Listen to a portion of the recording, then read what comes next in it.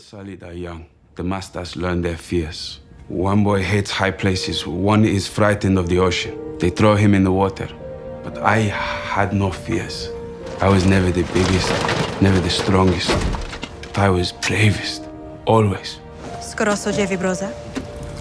My name, Torconudo, is Grey Worm. Torgonudo. You remember your home? Unsullied. Do you remember the name you were given at birth? Remember nothing. You're afraid. Unsullied, fear nothing. Always unsullied, only unsullied. You think you're a free man? You still follow orders. I am sorry. Hello guys and welcome back to another video. So we haven't done that for a while now, since Kasana. We have a new commander. And honestly I think this is one of the best commander that I have seen in a while in terms of artwork, definitely in terms of artwork. And I think he is going to shift the meta a little bit, especially for the spear players. And I think for the people also going to go for defense builds. So who is this new commander? He's none other than Grey Worm, the commander of the Unsullied army. So Grey Worm, of course he's going to be a spearman commander, and he's going to essentially take place in the spearman formation, and he's going to replace Jamie. Many people said that at least in 2025 we are going to see 3 new commanders, one to replace every paid commander in the most used lineups, meaning Jamie is getting replaced by Grey Worm, and we wait to see who's going to replace Sinara and who is going to replace Layla.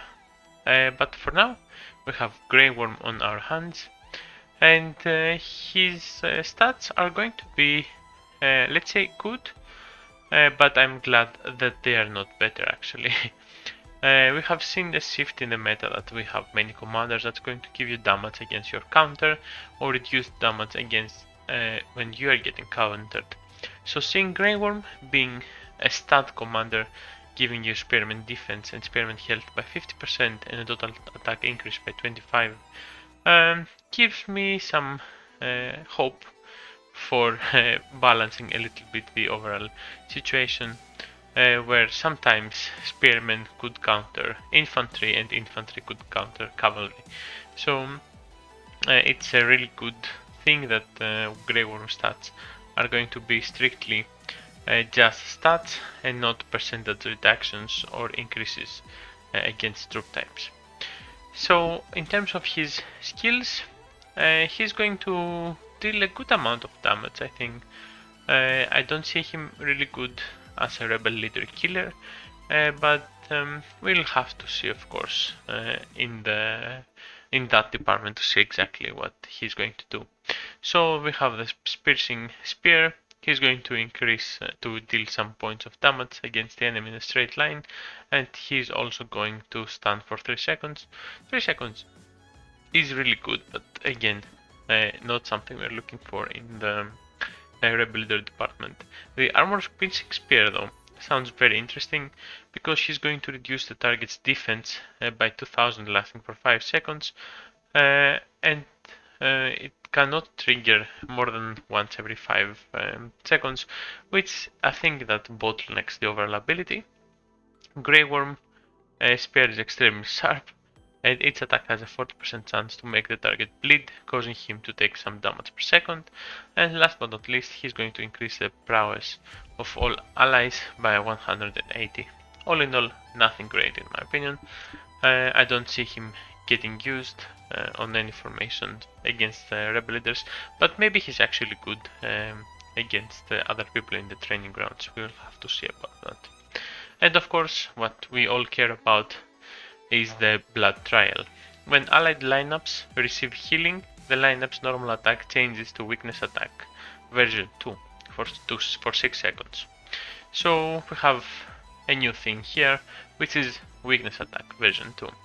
Also really important to note that he does not specify that when allied lineups being spearmen receive healing, so it means that can be used on infantry weakness, for infantry weakness 2 now, cavalry weakness 2, or even the 3-way defense or 2-way that we have been used to seeing in the game by many medium accounts. That would probably be one of the best defense in the game back to back. So weakness to attack status attacks the enemy lineup with the most troops lost. This attack cannot miss, and for every one weakness attack the target lineup weakness damage increased by 6%, and for every 10% troops lost by us, its weakness damage when taken will be additionally increasing by 1. What that means that if you lose 10% of your army, your weakness damage is gonna go up to 7% each hit. If you lose another 10%, you're gonna go to 8% per hit. That means that as the battle progresses, the more and more troops you are losing, the more and more weakness damage you are going to do. So this is going to be really good, especially if you have a strong opponent and he's going to start dealing a lot of damage at the start. Being able to deal more and more damage as the battle progresses if you're losing troops is going to help you in the long run. What I think about Blood Trial? Well, in reality I don't see it personally as that strong. If you compare it to a Jamie right now, to a plain Jamie, you're going to see that he's essentially double the effectiveness of the commander. The weakness 1 is going to increase damage by 3% every attack, while Grey Worm is gonna go up to 6% per attack. Of course, you're going to see that from 6 seconds goes down to 5 for the amount of time you have to do weakness attacks, and also you don't have the special ability that you deal 1% extra for every 10% you lose. But if you consider that most people that are running Jamie now have his weapon at 4 stars, you're going to see that the attack is going to be at 6% per hit. Meaning the only difference between a Jamie with a 4-star weapon and Grey Worm is going to be the new addition of the extra weakness damage for the troops you're losing. The 1 second I don't think is gonna play that big of a role, and of course the passive stats, of course, from 30 to 50%, and the total attack from 15 as it is here to 25. But all in all, he's just a better Jaime Lannister. He's a Jaime Lannister with a 4-star weapon, with some additional steps, if you wanna talk about it like that. Personally, I think he's good. I'm pretty sure that having his weapon is going to give you the biggest advantage compared to Jaime, of course.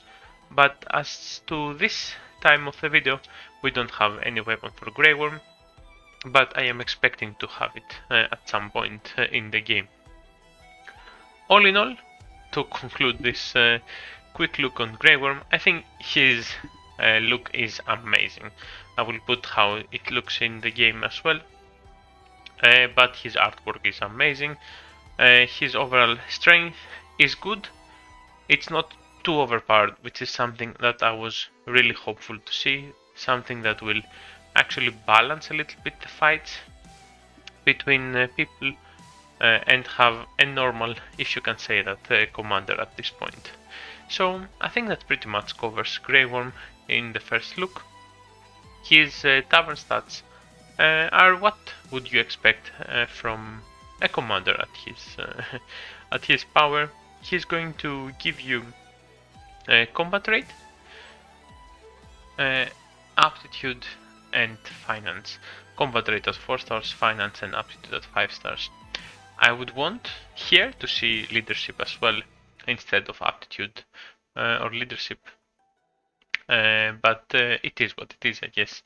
As I said, a pretty balanced commander that I think he will be very, very strong if we're going to have his weapon anytime soon. So that pretty much covers Grey One for the moment. Thank you for watching this video, and I will see you on the next one. Waiting and always was hesitating. Kryptonite desires set my heart afire. Heart on fire. Set my heart afire.